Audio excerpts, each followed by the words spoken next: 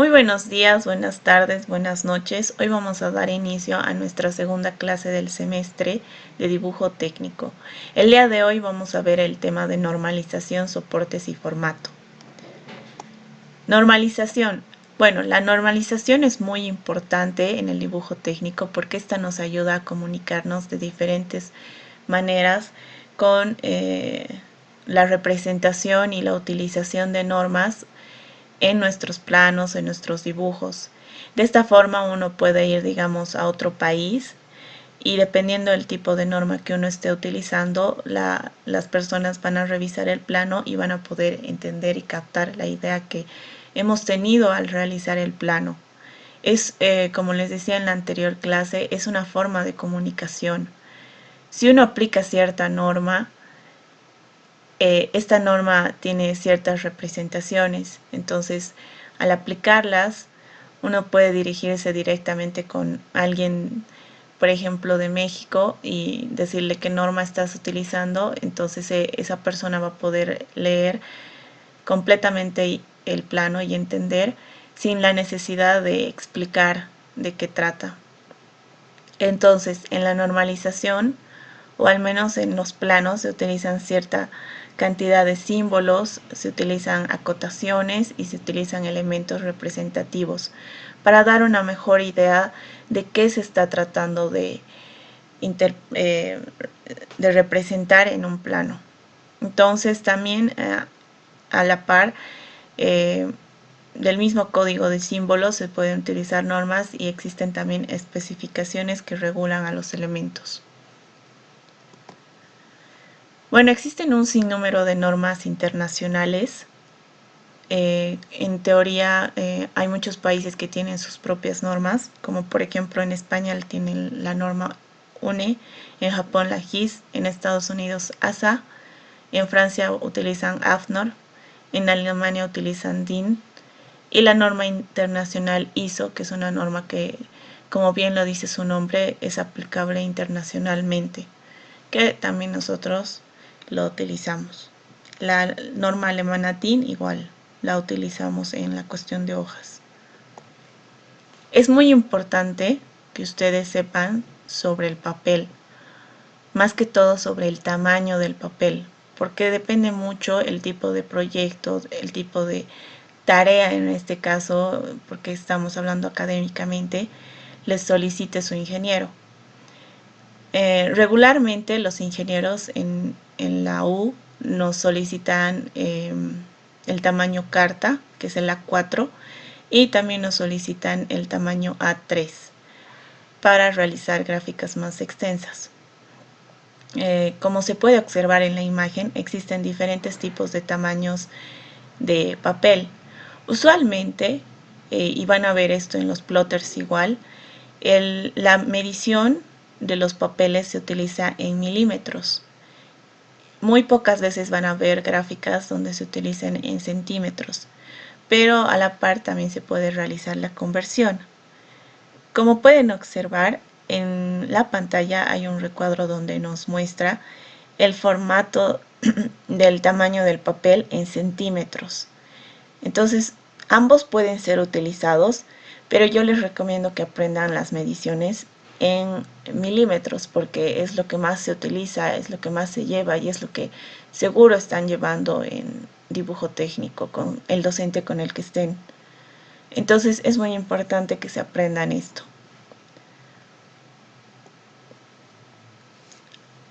Como ya les decía, ustedes van a llevar este semestre el formato A4 y el formato A3. Una cosa muy importante y es algo que también tienen que aprender bastante bien y algo que sí les voy a recalcar que siempre van a manejar y siempre tienen que aprender esto, ya incluso esto en la vida profesional, es que es el doblado del plano. El doblado del plano es muy importante cuando uno está en dibujo técnico en esta ocasión y también cuando tiene que presentar sus proyectos. ¿Por qué? Por ejemplo, ustedes como van a utilizar el formato DIN A3, tienen que observar que en la pantalla existen las mediciones totales, como por ejemplo La longitud total es de 420 y la altura es de 297. Entonces, dependiendo del docente con el que estén, ustedes van a tener una medición de cajetines. ¿Ok? Entonces, en esta ocasión, su medición me dice que es de 190. En teoría, todos los cajetines deberían ser de ese tipo de medición. Entonces, la primera doblez siempre tiene que ser cuando esté terminando el recuadro del cajetín. Es decir, acá, donde terminas el cajetín, ahí es donde tiene que ser la primera línea de doblez. Esta es su primera línea de doblez. Ya luego la subdivisión de las dos líneas que faltan se realizan de acuerdo a estas mediciones. Usualmente yo lo que hacía era doblar esto, doblar hasta donde llegue y el sobrante lo doblaba otra vez. Pero aquí hay otra forma. Lo importante de esta doblez es que siempre se vea el cajetín, y es lo que les quiero decir. Ya manejen otro tipo de papel, otro tamaño de papel. Siempre, siempre y siempre, nunca se olviden, el cajetín es lo que se tiene que ver en los planos. Si el cajetín no se ve, automáticamente está mal. Porque ahí está la representación, está la descripción de tus escalas manejadas, está el nombre del proyecto, está el tema, está tu nombre o el nombre de la empresa. Entonces eso es muy importante.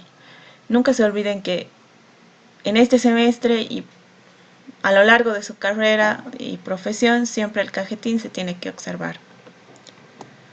Ahora, las escalas son muy importantes, ya sea cuando uno dibuja a mano o cuando uno realiza dibujos en computadora, porque las escalas nos dan la facilidad de ampliar o de reducir el tamaño de los objetos. En esta ocasión, digamos, existe una fórmula general que representa a la escala, que va a ser el dibujo dibujado sobre el dibujo real. Entonces, como pueden observar en la gráfica, el dibujo dibujado tiene una medición de 20 y el dibujo real de 30. Entonces, realizando la división van a poder obtener una escala a la cual se encuentra este objeto o dibujo. Nunca se olviden que existe una fórmula general y es esta, que se va a aplicar y la van a aplicar no solo acá en dibujo técnico, sino también les va a servir bastante para topografía. Ahora, existen tres tipos de escala, ¿ok? Tenemos a la escala natural, tenemos la escala de reducción y tenemos a la escala de ampliación. Por ejemplo, la escala natural es una escala cuando el dibujo a ser realizado es a tamaño real, es decir, no se amplía ni reduce, es la escala que tiene el dibujo. Si una regla mide 30 centímetros, su longitud total, ese es su tamaño. Ni se amplía ni se reduce. Entonces, como pueden observar, esta E significa escala por obvias razones. Este 1 significa que son las unidades del dibujo, las unidades del objeto en el dibujo. Este otro 1 que viene acá al lado son las unidades del objeto real. Ahora, en la escala de reducción, es como lo dice su nombre, reduce el tamaño de cualquier elemento. Digamos, la regla mide 30 centímetros. Entonces yo quiero y solo tengo un espacio para dibujar esta regla de 10 centímetros. Entonces aplicas esta escala para que en tu papel, que solo cuentas con un espacio de 10 centímetros, entre esa regla de 30 centímetros. Entonces este 1 va a ser nuevamente las unidades del objeto en el dibujo y este 10 va a ser las unidades del objeto real. También existe la escala de ampliación. Entonces la escala de ampliación más que todo se utiliza para objetos pequeños, por ejemplo una hormiga. Entonces quieres dibujar una hormiga o algo muy pequeño, entonces tú vas a utilizar la escala de ampliación para poder observar de mejor forma la hormiguita. Entonces, en este caso, esta, y como en todas, sigue el proceso. Este 10 va a representar a las unidades del objeto en el dibujo y este 1 va a representar a las unidades del objeto real. Estas escalas se utilizan de acuerdo a los requerimientos que uno necesite.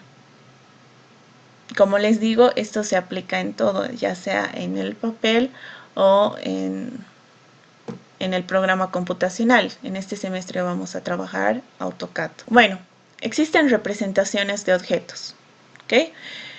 En la primera imagen podemos observar que tenemos un boceto, en la segunda un croquis y en la tercera un plano. En la primera, en nuestro boceto, se puede observar que es una casa dibujada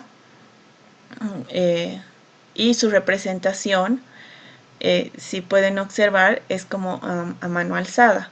Su característica principal o particular es que esta no tiene mediciones, simplemente es una representación de lo que uno está viendo a ojo.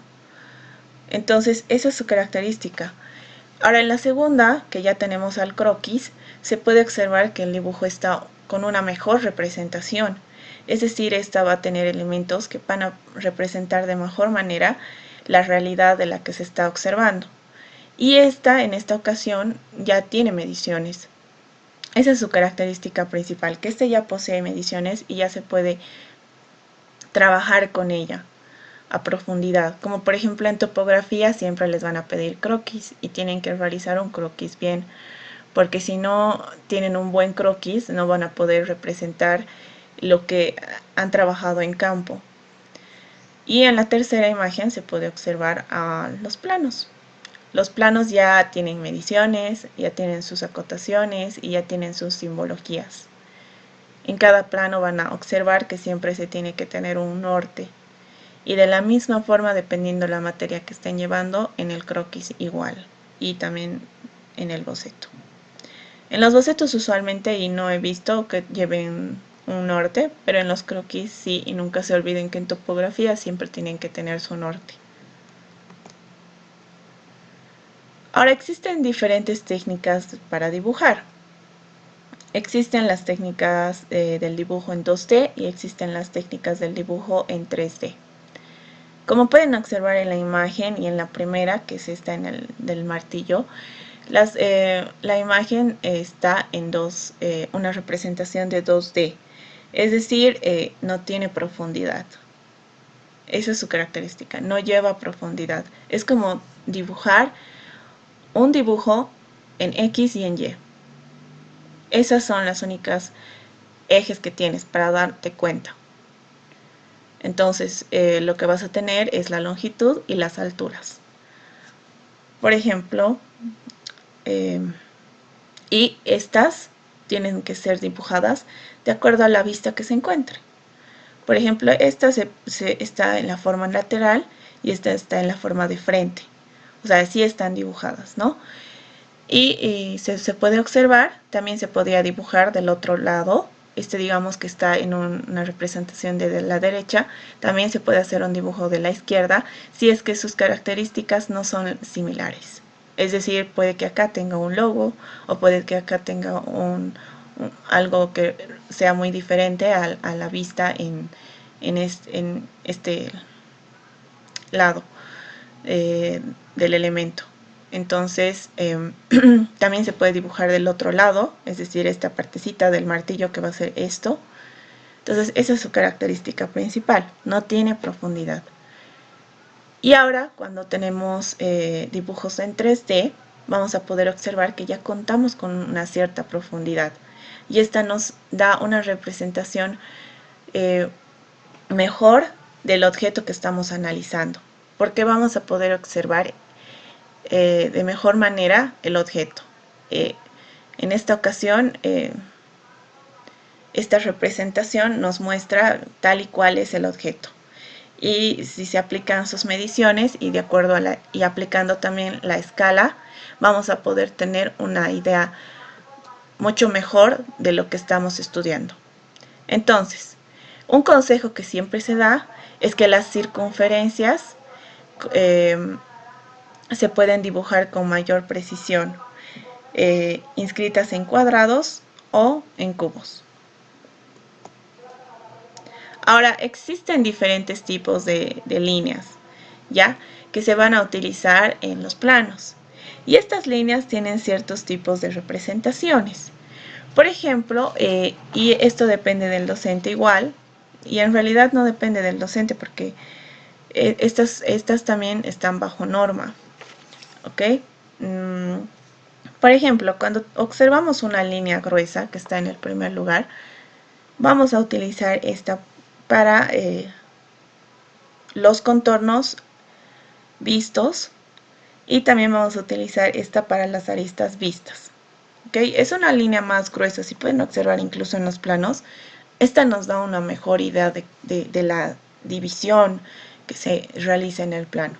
Ahora también tenemos a la línea fina, ¿ya? Esta nos ayuda en las líneas de acotaciones, nos ayuda en las líneas de proyección, en las líneas de referencia, en los rayados y en los ejes cortos. También vamos a observar que tenemos una línea que está a mano alzada y también tenemos una línea que está en zigzag. Entonces, estos dos tipos de línea, por ejemplo, la que está realizada a mano alzada, nos dice que nos va a ser muy útil para los límites de vistas o cortes parciales. Y la línea fina con zigzag nos da una idea que esta se puede utilizar para interrupciones parciales. Luego vamos a utilizar, y es algo que realmente se utiliza, son la línea gruesa a trazos, pero sin estos puntos puede ser como esta, y la fina de trazos también. Hay línea gruesa y fina de trazos. Dice línea fina de trazo, aunque no parece tan fina, pero es un poco más delgada. Estas nos sirven igual para contornos ocultos, nos sirven para aristas ocultas, para contornos ocultos. Ambas nos sirven para los contornos ocultos y ambas también nos sirven para las aristas ocultas. Y por último vamos a tener a la línea punto, línea, punto, línea, punto, que es la fina de trazos y puntos, que esta nos sirve y se utiliza bastante para los ejes de revolución, es decir, que cuando tienen que hacer una representación y les piden ejes, esta es la línea que van a utilizar. Van a llevar este semestre el rotulado de letras. No sé si ya les ha dado el ingeniero Méndez, es el que da esta práctica, la rotulación de letras. Y esta, bueno, existen dos tipos de líneas, de letras, disculpen. Tenemos a la letra vertical, que es a 90 grados, y tenemos a la letra inclinada de 75 grados. Como pueden observar, en nuestra letra vertical de 90 grados, la letra no está echadita, sino está recta, está en un ángulo de 90 grados. Y la letra inclinada está a 75 grados, es decir, tiene cierta inclinación. Entonces, si se pueden dar cuenta, este tipo de letra está en el PowerPoint, está en el Word, está en todo lo que pueden observar. Siempre nos dan las opciones de utilizar una de estos dos tipos de letras. Ahora existen alturas nominales según norma DIN, la norma alemana. Entonces, por ejemplo, existe la de 2, 2.5, 3, 4 y así van variando dependiendo del uso que uno esté dando, dependiendo que se esté trabajando. Y estas se pueden realizar, la rotulación de letras se realizan a mano alzada, que es lo que les van a pedir. Pueden hacerlo en un ordenador y pueden hacerlo con reglas de rotulación que existen y con reglas adhesivas. ¿Ok? El espesor del grafo, que es muy importante y que seguro que ya lo tienen, y que por ejemplo acá tenemos la 02, la 04, la 06 y la 08. Para el grafo que tiene un espesor de 0.2, tenemos la altura de la letra que está a 3 milímetros. Para un grafo que va a ser utilizado a 0.4, tenemos la altura de la letra a 5 milímetros. Y así consecutivamente. Ahora existen algunas normas igual que rigen las alturas o las proporciones de las letras. Por ejemplo, cuando estamos trabajando con una altura de mayúsculas, H, Entonces nuestra proporción va a ser de 14 sobre 14H. Ahora, ¿por qué existen dos cuadros? Esta es para las letras de 90 grados y esta es se utiliza para las letras de 75 grados.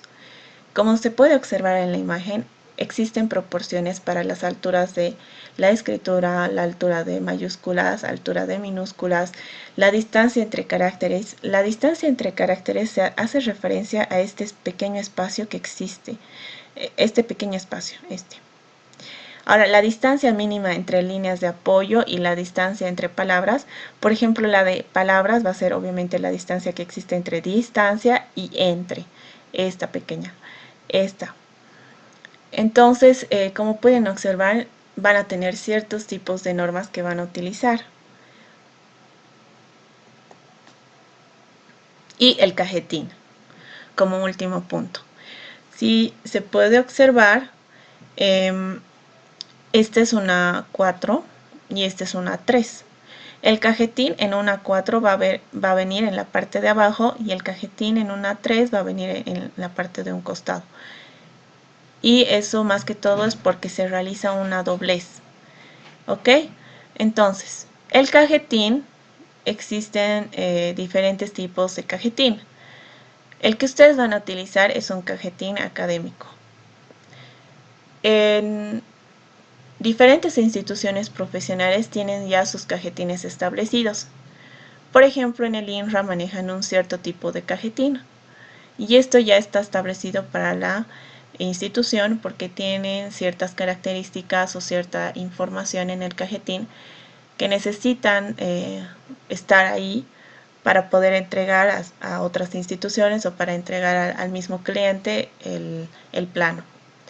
Entonces, por ejemplo, nosotros vamos a utilizar un cajetín académico y los requerimientos básicos de un cajetín académico es que tenga un espacio para la nota, que tenga un espacio para el tema, que nos diga en qué tipo de facultad nos encontramos, si tenemos el grupo, por ejemplo, están en el grupo 1 o en el grupo 2 de la materia, qué número de práctica, necesitamos saber su nombre, cuál es el nombre que ustedes tienen, con qué ingenieros se encuentran y en qué carrera. Aunque no me crean, es muy importante porque los docentes llevan con bastantes, con otras carreras, entonces si no ponen igual se puede perder su hoja.